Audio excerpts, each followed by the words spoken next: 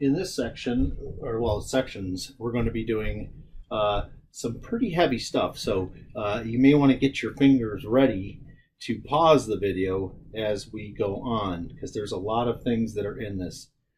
We're going to start this time by simplifying expressions. This is going to lead us to solving equations, which is the heart and soul of what algebra is about. So let's take a look at a couple of properties that we have.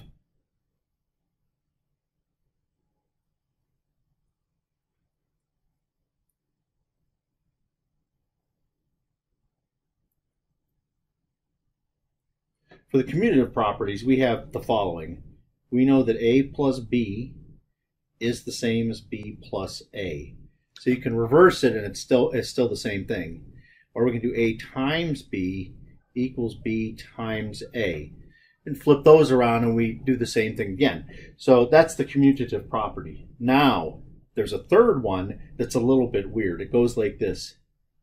A minus b equals b minus a is false. You cannot reverse subtraction. So I don't want that at all. And put x's through it. You can't. However, a minus b is the same as a plus negative b. That's our definition of it. And that equals negative b plus a. So a third property here for the commutative property is this. A minus b is equal to negative b plus a. This is going to allow us to move things around when we're combining like terms and whatnot. So what I'm going to do, obviously, are tons and tons of examples. And we'll start with this one, and I'll simply call it combined like terms. And let's see what we have here. 2x plus 3y minus 8x minus 4y. Now, if I go, I'm only going to do this once to give reasons for what I do later on. So this example will have a lot more steps than normal examples, just because I really, really, really want you to see why we can move things around. And so for this, I'm going to rewrite it.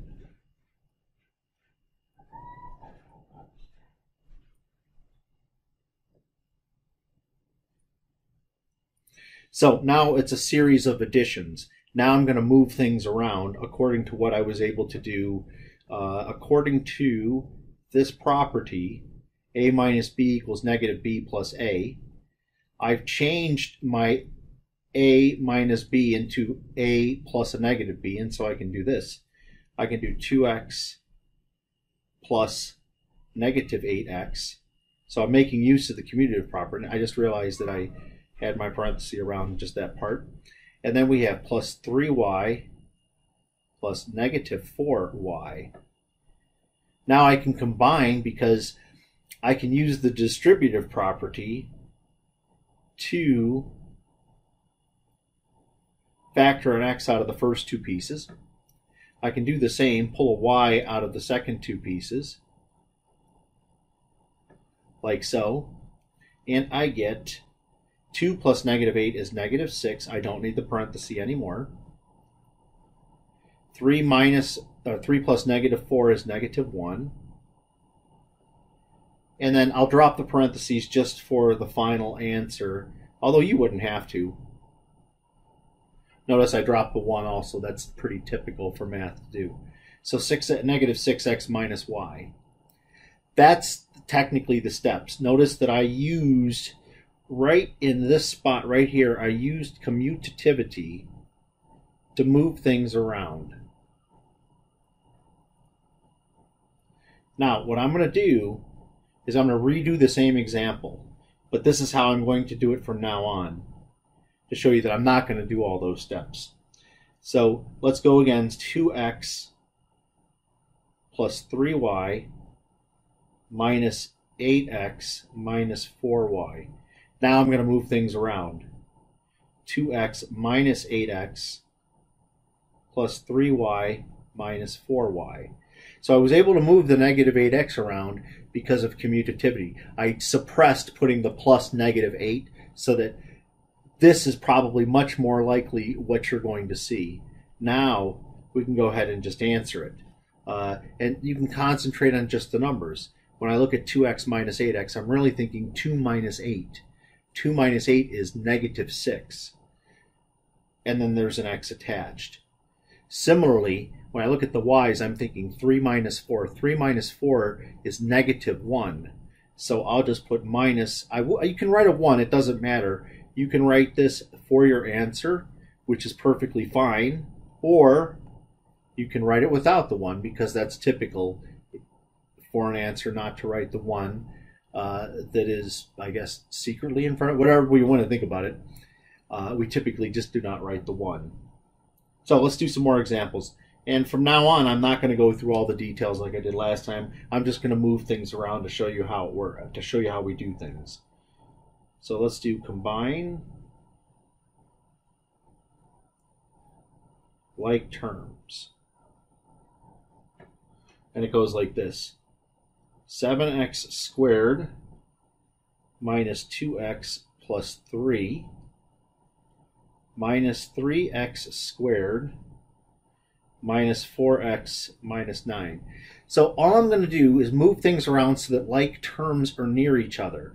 For example, with the x squared terms, they're like terms. So I'm going to take and put the x squareds in front. You don't have to move things exactly where I do it, but I think it's easier to do it this way. Next, I'm going to move around the x's like that, so that I've put the x's together because they're like terms as well. And then finally, the numbers. Because they're obviously like terms, you can always combine numbers. And now I'll go ahead and do my answer. When you look at 7x squared minus 3x squared, think 7 minus 3 is 4.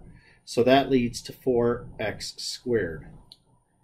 Next, if we look at negative 2 minus 4 for the x part, negative 2 minus 4 is negative 6. So I'll put minus 6x. And then finally, plus 3 minus 9, that's negative 6. So what we have here is that these two pieces made that, these two pieces made that, and then these two pieces made that. And so that's how we do combining like terms.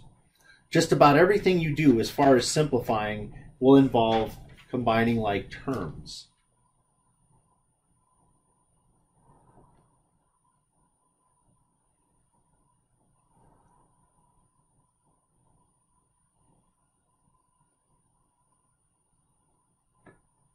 Now, it's not always completely evident when you're given a problem what it means when they say combine like terms, and this is an example specifically for that.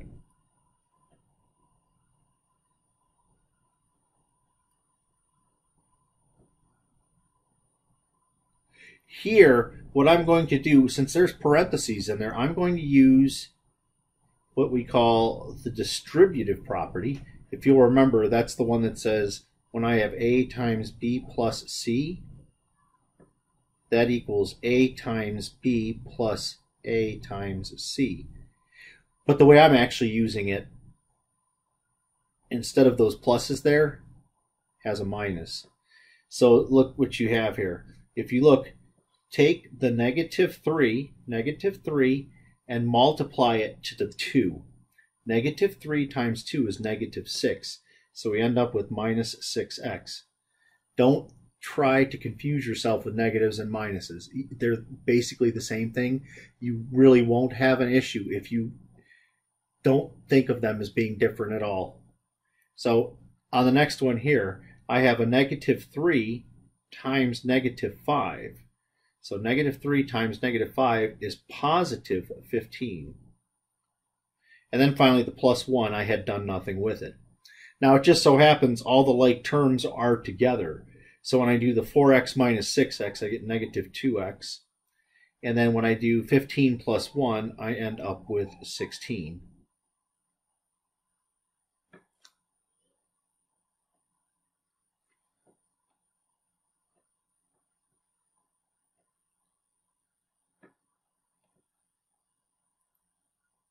Now, a lot of times you'll be given an instruction like this, simply to simplify. What does that mean? We use the word simplify and it has different meanings depending on what you're trying to do.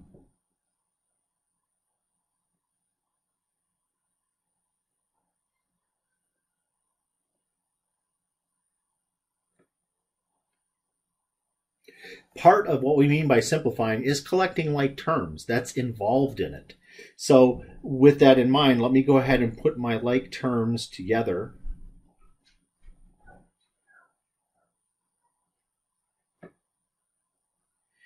And then let me complete it here. -5 plus 12 is equal to 7. So we end up with 7z. And then we have 8 plus 1 is 9. So we have plus 9. So in this case, simplify simply meant collecting like terms.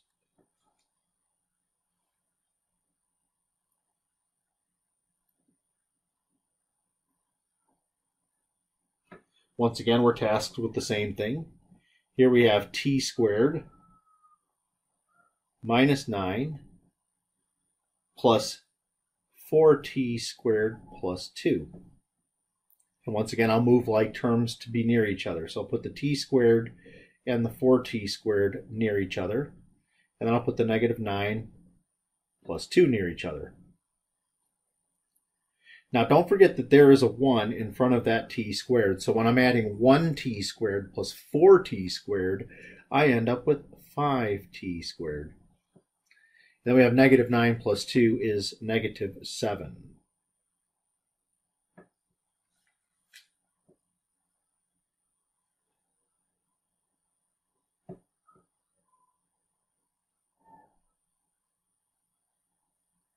Once again, we're going to simplify. 2ab plus ab minus 7ab. So here we do have all like terms. So I can concentrate on the numbers. I can do the 2 that's in front of the ab, 2 plus the 1 that's in front of the next ab. So I'm at 3 right now. And then when I subtract 7, I'll end up with -4 ab.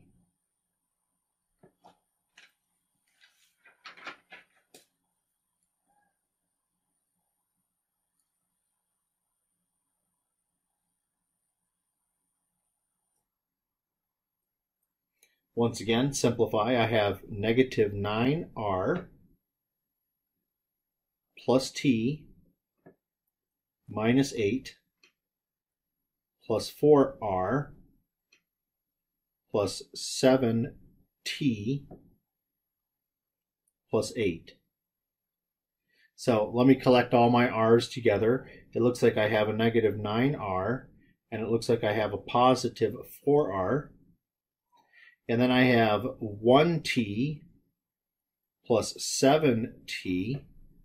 And then finally, I have -8 plus 8. For my r's, I'll concentrate on -4, or -9 plus 4 is -5r. And then for the t's, I have 1t plus 7t, so that's plus 8t. And then we have -8 plus 8 is 0, so I don't have to write anything for the number.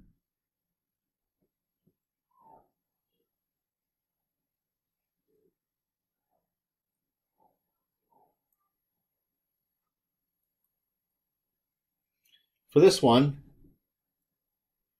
simplifying is slightly different than before. Although it's still in the order of collecting like terms, I'm going to be using the distributive property here to multiply the 3 in through the parentheses. So when that's finished, I'll have 3a plus 12. 3 times 4 is 12. And then I can move things around, so I can put the 7 plus 12 first, with the 3a just kind of hanging at the end. And I'll get 19 plus 3a.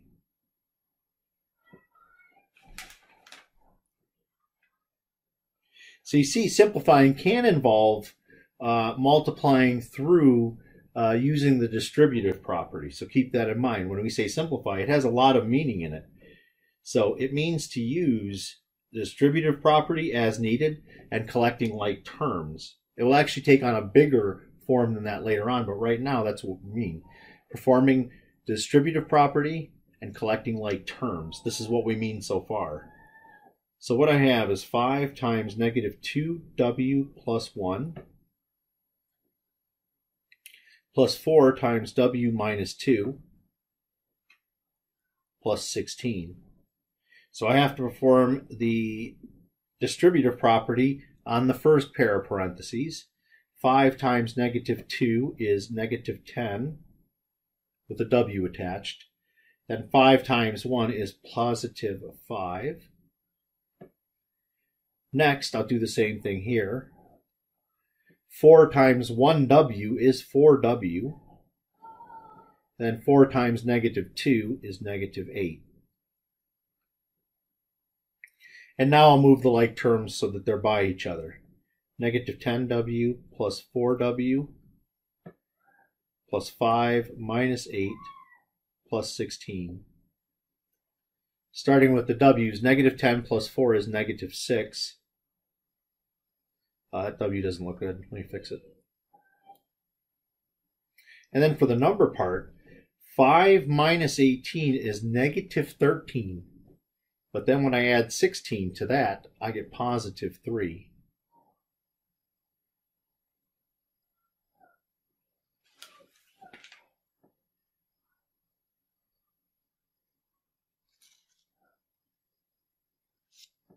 Next, we have another simplify. And we have 4 times negative 5n minus 3 minus 7n plus 8 times 4n plus 5 times n plus 6. So let me go ahead and perform the distributive property here on the first two pieces. Negative 4 times negative 5 is negative 20. And then we have, did I say, I meant 4 times negative 5 is negative 20. Then I have 4 times negative 3, that's negative 12. The 7n didn't have anything. I need to properly discuss this little distributive property here in a second, but 8 times 4 is 32. And then finally, the rest, we have plus 5n plus 30. Now let me move my like terms together.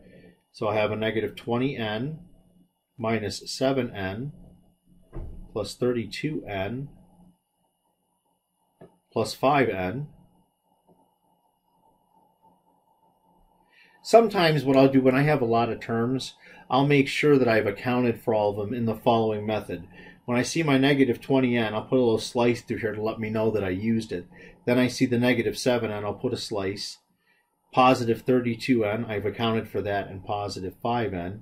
And then when I look at the numbers, I've accounted for those. So in this little method, I can keep track of if I've used them all or not.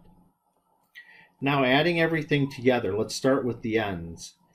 I have negative, I'm going to concentrate on just the numbers. Negative 20 minus 7 is negative 27. Plus 32 is now 5. So negative 27 plus 32 is 5. Plus 5 more is 10. So I have 10n. And then negative 12 plus 30 is positive 18.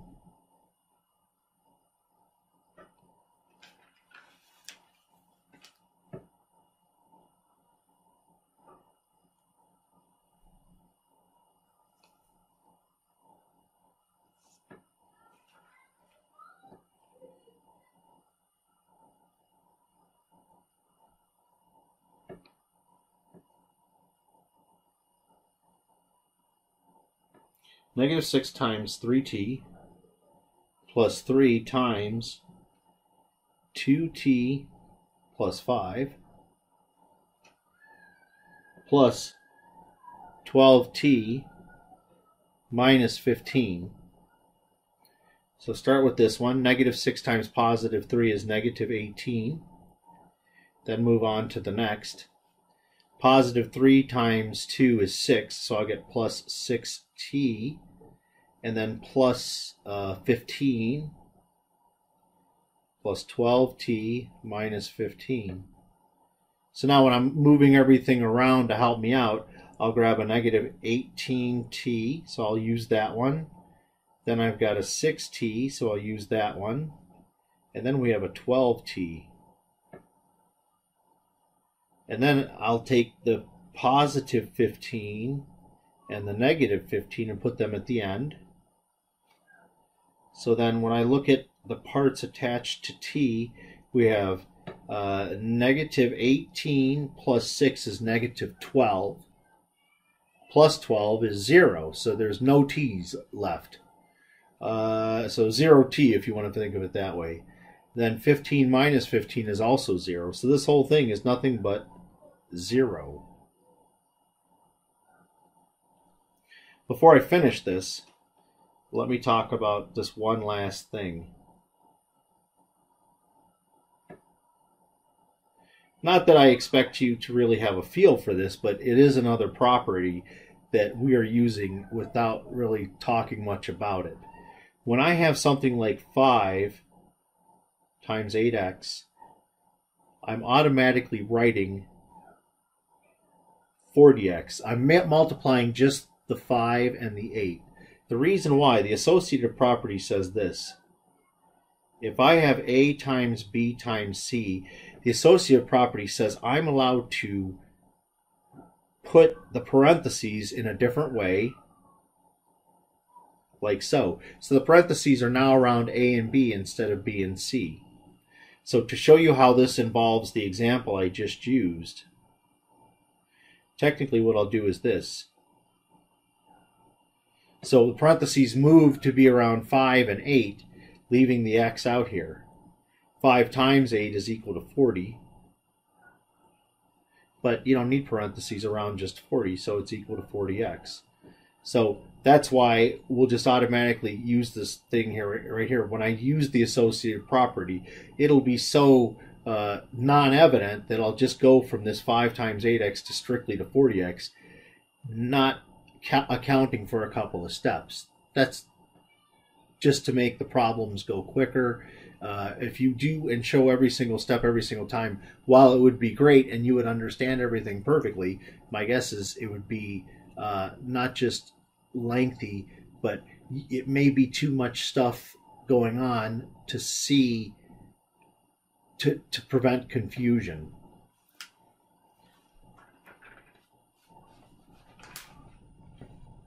So with that in mind, with all of our simplifying in mind, we're going to move on to solving equations.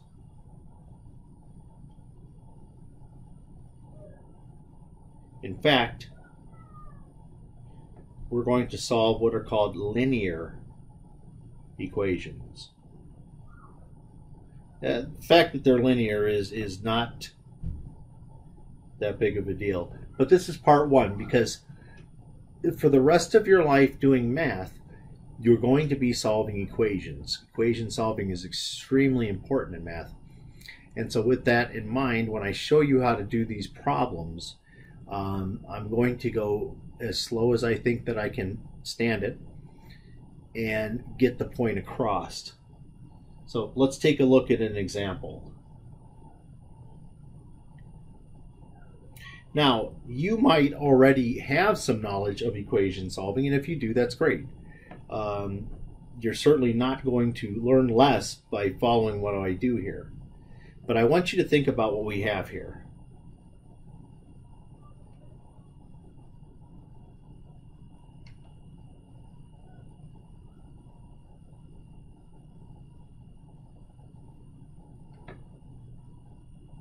The x plus 9 means some number plus 9. I don't know what the quantity x is, just not right now, but I'm going to figure it out. How do you do that? If I tell you that some number plus 9 is equal to 12, just like finding something, that's why we use the word find x so often, and I don't like that, but we do. When I say to find x, I mean to basically go in reverse. So if you go to find something that you lost, for example, you reverse the steps that you did to get there. So in this case here, I know that I took some number and I added 9 to it, and I achieved 12. So if I want to undo the addition, what undoes addition? Well, subtraction. Let me fix my subtraction.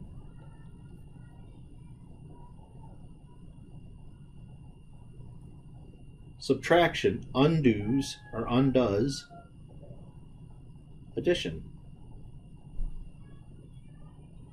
So what I'm going to do is this. I'm going to reverse what I did. Let me give myself some space so that I can show you in detail. To undo the addition of 9, I'm going to subtract 9. But whatever you do, when it comes to equations, you have to do the exact same thing on both sides. And by an equation, what am I talking about? Anything that has an equal in it. An equal sign means that you're dealing with an equation. So in order to keep things equal throughout this process, I need to do exactly the same thing to the other side of the equation. So you can see I'm considering left and right. On the left side, I've got x plus 9 minus 9, and then on the right side I have 12 minus 9. Now watch what I do next. My equals are lined up underneath the previous equals. That's so that I can keep this idea of left and right in order throughout the whole problem. Now let's take a look at the left side. I notice that 9 and negative 9 cancel, leaving x all by itself. On the other side, I have 3. So that's the answer to this problem. X is equal to 3 is the solution. What you can also do is check that answer to see if it's correct. So starting with x plus 9 equals 12, I'm going to substitute 3 in for x. And once you get to the point where it's obvious the equation is true, you know you've checked it. I think it's clearly obvious that 3 plus 9 is equal to 12, so I'll put a check mark saying that it's been checked and the answer, I believe, is right. So what are the takeaways here? We have a left and a right side of an equation. So you'll see a left side will equal a right side. Whatever we do to one side, we do to the other.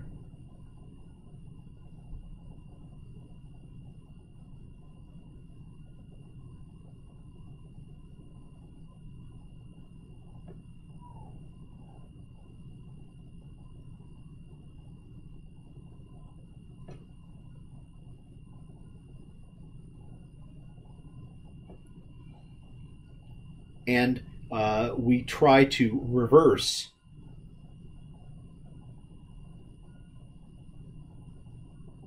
the things done to get the unknown quantity by itself.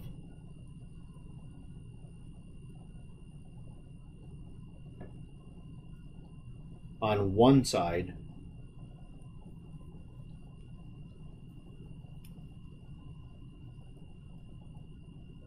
of the equation. So going back to this example here, when I got the final answer, we have isolated x. Once you've isolated x, you know its value, and then it's no longer an unknown quantity. So that's a lot of stuff. Probably it's best to just do a bunch of examples and you'll get more comfortable with it as we blow through them. So let's do another one.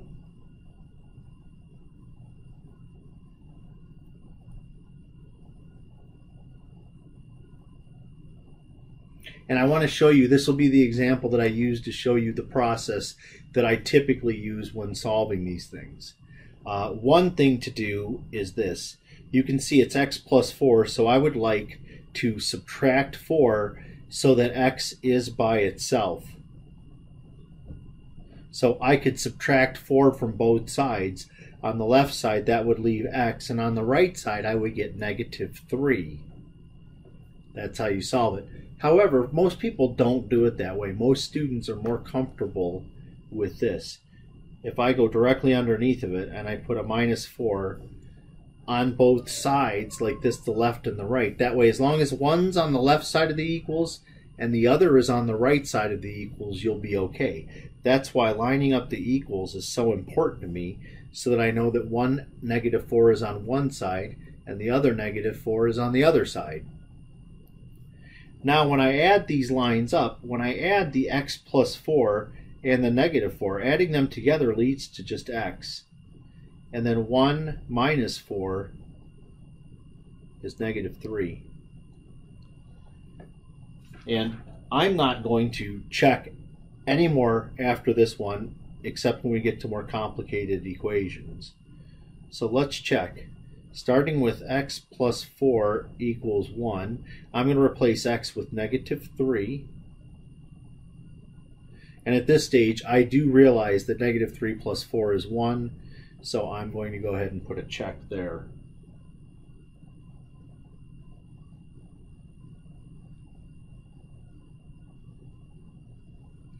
Now you'll see the problems will just say this, solve.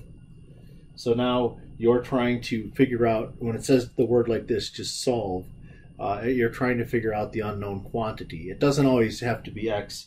As an example, this is a perfect situation to show you. Here I've decided to use the letter v for the unknown quantity, but my steps are the same. I have v plus 16. That means 16 has been added to v already. I want to undo that. So the way to undo that is to subtract 16. However, let me go and do the next line for a minute. That will achieve what I want on one side of the equation if I subtracted 16. However, you must do it to the other side of the equation. 22 minus 16 is equal to 6.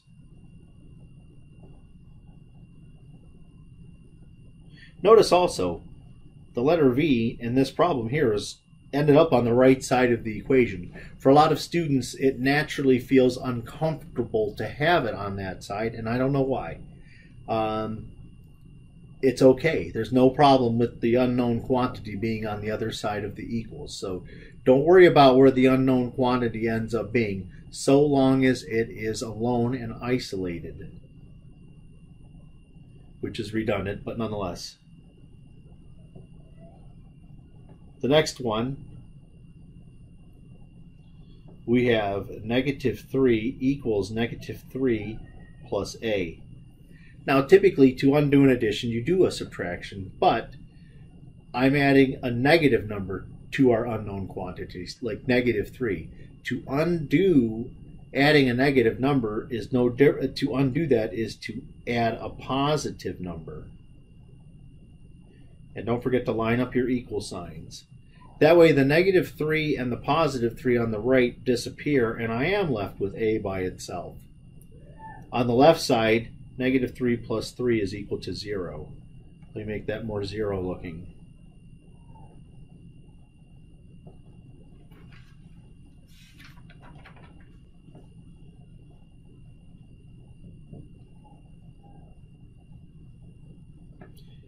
Next, I'm just going to jump to the equations, and hopefully you'll figure that the assumption here is that we're solving them. Similar to a previous problem, here I've added 9. I want to subtract 9. That way on the right I get an x all by itself. Doing it to the other side, negative 7 minus 9, or negative 7 plus negative 9, whichever way you want to think about it, is negative 16.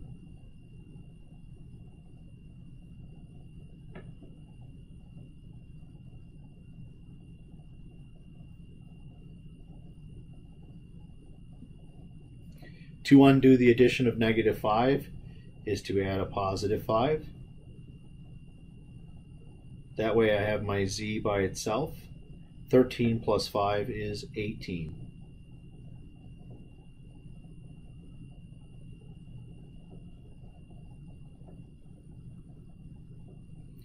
All of those problems involved exactly one step to accomplish the answer. Now, I want to do a different style of problem, but it also only requires one step.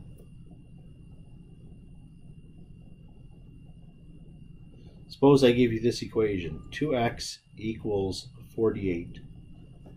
Remember, this is now really 2 times x, so if I wanted to, I could put a dot in between the 2 and the x indicating multiplication. Well, division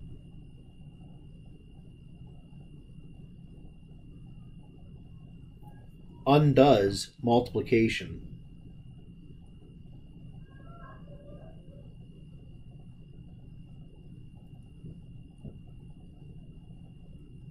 So with that in mind, if I've multiplied x by 2 to arrive at 48, to undo this process is to divide by 2. And then what happens on the left side of the equation is this 2 and this 2 cancel out, and all that's left when you're done with that is the letter x. On the right side, 48 divided by 2 is equal to 24. And I guess I sort of misspoke earlier. I'm going to check each time I do a new style of problem just to show you that it works. So to check this, 2 times x equals 48. I'm going to replace the x with 24. And it's obvious to me that 2 times 24 does equal 48.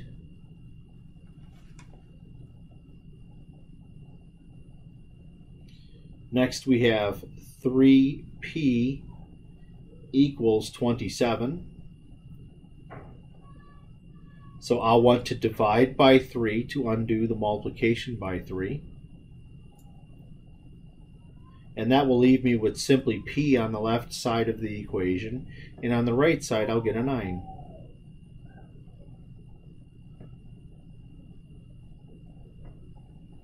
Pretty simple, except when I start throwing in the next one, you're going to be like, this is a little bit different, but don't let it complicate things. Now, I'm not subtracting 8 from anything. I'm not subtracting 8t from anything. However, I do want to think of this as negative 8 times t.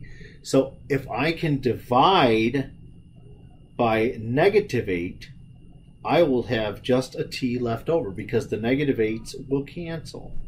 So let me divide the other side by negative 8. And here you have a negative divided by a negative, so it's positive. 56 divided by 8 is equal to 7.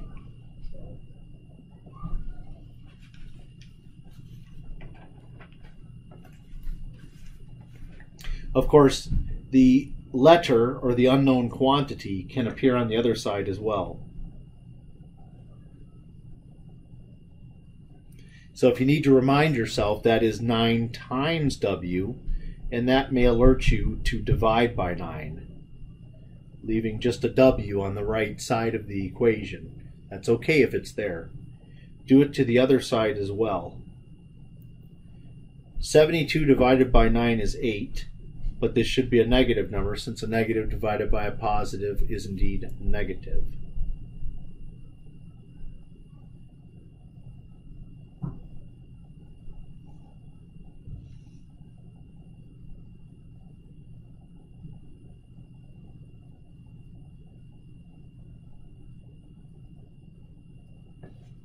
So here we have 6 plus t equals negative 54. To get t by itself, I'm going to subtract t. To get t by itself, I'm going to subtract 6. That will leave a t by itself, but I need to do it over here as well. Negative 54 minus 6 is negative 60. Now, as a companion problem, I wanted to do one that looks similar. They look very similar, except one has an addition sign and one has a multiplication sign. So in this particular equation on the right, I'm not going to subtract or add 6 or subtract 6. I'm going to divide by 6. That way the 6's will cancel and I'll be left with t. So in both instances, you're doing something to cancel numbers. It's just depending on what has already been done. So in the first case, addition had been done, so you use subtraction. In this problem, multiplication had been done, so you use division.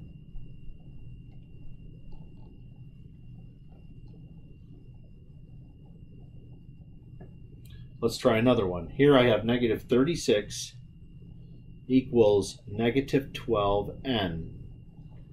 So this is negative 12 times n, so I'm going to divide not by 12, but by negative 12. That way the negative 12s cancel, and I have an n by itself. But on the left, I end up with negative 48. Negative 36 minus 12 is negative 48. And then a problem that looks just like it is the following. Negative 36 equals n minus 12. And once again, I'm going to want to undo the subtraction, so I'm going to add 12. That way when those 12s cancel, I'll just be left with an n. And then add 12 to the other side. Negative 36 plus 12 is negative 24.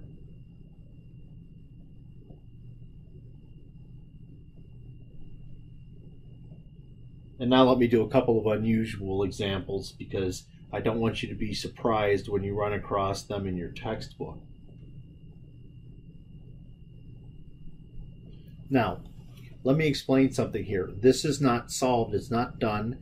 I do not know what the answer for D is. So if I try to get D on the other side, what does it equal? I do not have, the problem with it is this thing right in front of the D. This negative has got to go. I do not have D by itself this way. I got to get rid of this negative. So the way to think of it is this way. Think of it as negative 1 times D. If you think of it as negative 1 times D, then you're more likely to divide by negative 1, so that you cancel out those negative 1s to get D by itself. On the other side, a negative divided by a negative is positive, and so that's the actual answer. So keep in mind, if you write your answer as negative D equals something, you get no credit whatsoever. So that's an unusual one. It seems to throw students for a trick for a while. But then let me move on to the next one.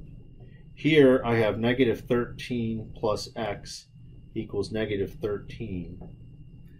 Then of course I want to get rid of the negative 13 on the left, so I'll add 13. That way those will cancel and x will be all by itself. But I have to do the same thing on the other side. Now, negative 13 plus 13 is not equal to just nothing. You need to put this as your answer. Negative 13 plus 13 is equal to the number 0.